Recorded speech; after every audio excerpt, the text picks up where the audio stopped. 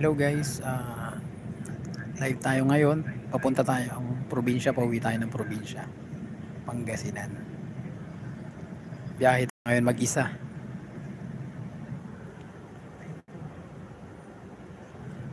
Dito na tayo ngayon sa Dao. Konting oras na lang nandun na tayo sa Lingayen, Pangasinan.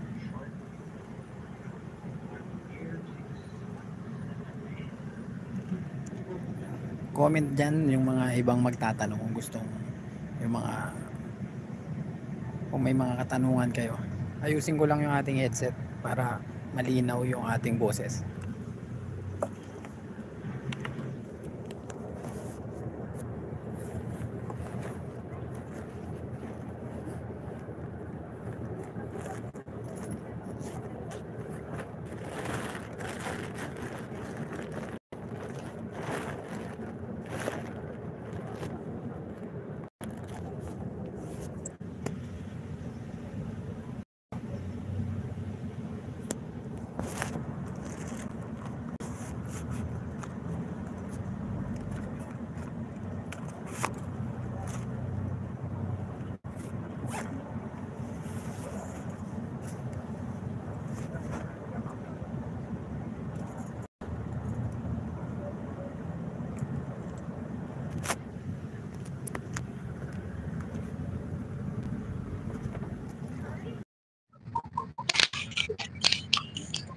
Hello guys, magandang tanghali sa inyo na. Comment down po yung mga gusto magtanong dyan. Biyaheng probinsya tayo mag-isa. So title ng live natin, paano harapin ang matinding anxiety disorder.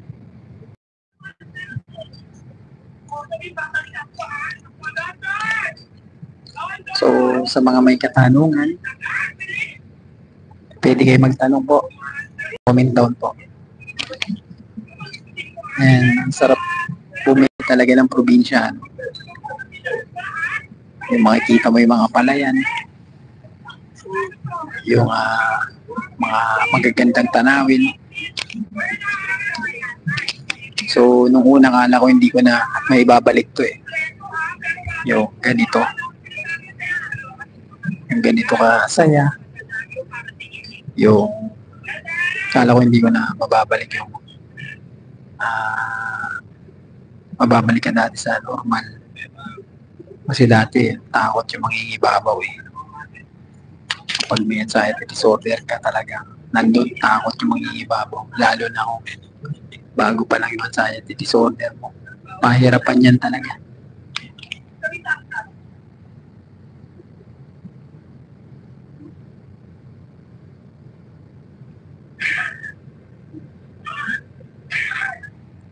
So, nandito na tayo sa Dao. Nakapag-bus stop na tayo. Mabanti na yung bus. Mga ilang oras pa siguro bago ako makarating dun sa Lingayen. Galing pa ako nitong 24 hours of duty. Tapos bumiyahe ako.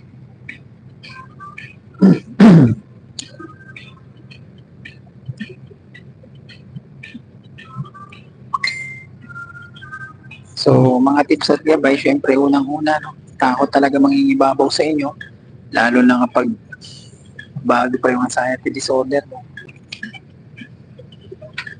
Takot yung mangingibabaw talaga yan. Kaya, unang-una mong harapin, kailangan mong palakasin yung loob. Mga ginawa ko dati, nire-relax ko yung isipan ko sa pamamagitan ng pakikinig ko ng mga hillsong, mga ganyan. Nare-relax yung utak ko dun eh. Yung katamtamang tunog lang. Kasi kapag sobrang lakas, parang tawag dito, irritable yung natin, yung isipan natin. Parang biglang pinagmumula ng takot yung kapag sobrang ingay. So, isa yan sa ginagawa ko dati. Nakikinig ako ng mga relaxing music. Sir, bakit pahina ako ng pahina? Ganito, no? Kaya pahina ka ng pahina. Kasi sumasang-ayon ka. Sinasang-ayunan mo yung nararamdaman. Yung nangyayari kasi sa atin, isang patunay na masigla ka kasi yung result ng mga medical examination mo na puros wala namang nakita, no? Normal naman lahat. So, isa sa patunay yun na kailangan bumangon ka, no? Although nandyan yung mga nararamdaman natin na mabibigat kasi pahihinahin talaga tayo yan. Unang tatargetin sa atin yan, yung loob natin. Pahihinahin yung loob natin hanggat sa sasang-ayunan mo na yun, yung parang gusto mo na lang humiga kasi may nararamdaman ka. Yung nakahiga ka na lang buong araw kasi nararamdaman mo, nanghihina ka. Pero kung hindi mo siya pinaniwalaan, hindi mo ipinakain sa utak mo, hindi mo pinakain yung isipan mo na mahina ka, na hindi mo sinang-ayunan yung nararamdaman mo, ang ipinakain mo sa isipan mo ay masigla ako, kaya ko ito, wala akong sakit. Isang patunay dyan yung mga result ng mga examination ko sa doktor. Yan, kapag pinaniwala mo yung isip mo na ganyan, kahit na ang bigat na nararamdaman mo, hindi mo siya inihiga, hindi mo binibaby yung sarili mo sa mga discomfort na nararamdaman mo. Ayan yung dahilan kung bakit feeling mo pahina ka ng pahina. Pero kung lagi mong pinapakain sa isip mo na malakas ako, kaya ko ito, ganito lang daw talaga yung anxiety disorder, talagang pahihinain ako. Unang tatargetin dyan talaga, pahihinain yung loob ko. Hanggat sasang-ayunan na yun ang isipan mo na mahina ka.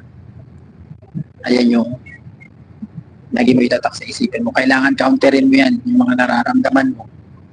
Yung mga pili mo ng hihina, counterin mo yan. Malakas ako. Pero lang po palagi.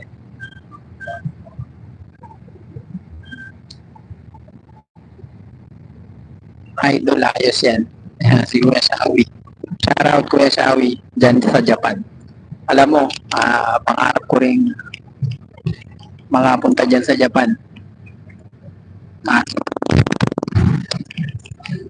Kaso, hindi pa nabibigyan ng break eh.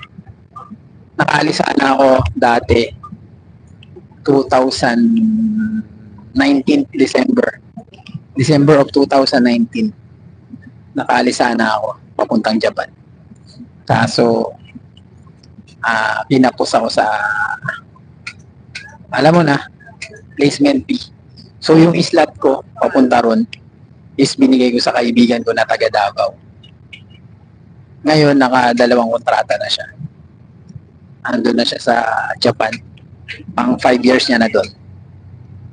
Ingat ka dyan lagi, Kuya Sherwin Lignes. Mukhang malayo-layong biyahe yan, bro. Salamat, Kuya Sherwin. Ingat dyan. Puyat hapon nito, Kuya. Kakauwi ko lang 6 a.m. galing inuman. Maya-maya nito, papasok na ang sayat dito. Ganun lang talaga. Pumapasok talaga yan, no? Pero kung pumasok man siya, tapos itinatak mo sa isipan, sigla at malakas, no match yan. No match yung power niya. Di pa ako makatulog. Makinig ka ng mga nakaka-relax sa isipan. Yung mga pampatulog na music. Kahit yung mga na lang gawin mo, no? Pagka di ka matulog, yung mga relaxing audio Bible. Yung may background music na nakaka-relax pang patulog. Mga relaxing audio Bible. Yan. Yan ginagawa ko minsan pagka hindi ako makatulog sa boarding house na ako lang mag-isa. Kasi nakakaboro yung kapag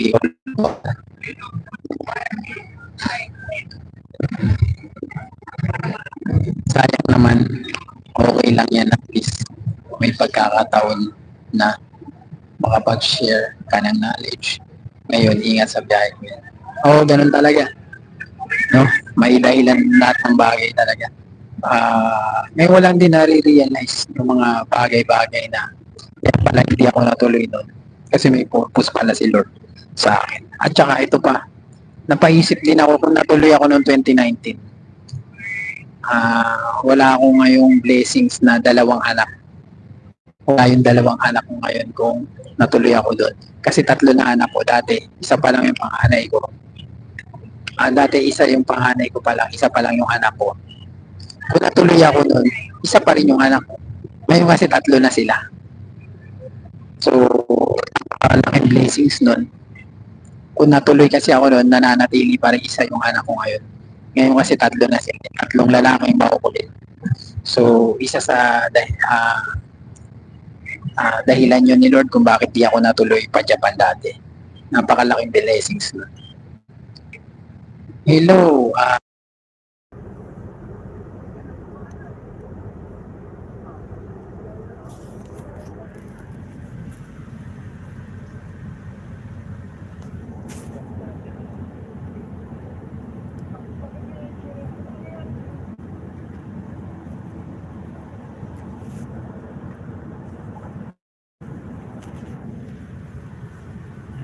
Hello. Basta po. Balik tayo kay ating San Rio. Belcastro. Sabi niya.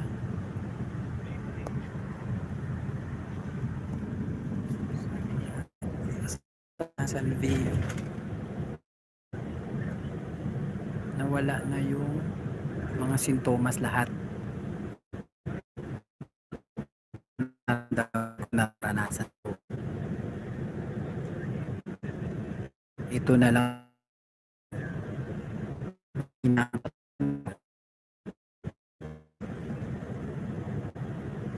walang lakas talaga, no? Kapag nararanasan niyo po yan, dapat ganito gagawin nyo, no? Huwag niyo pong sasang-ayunan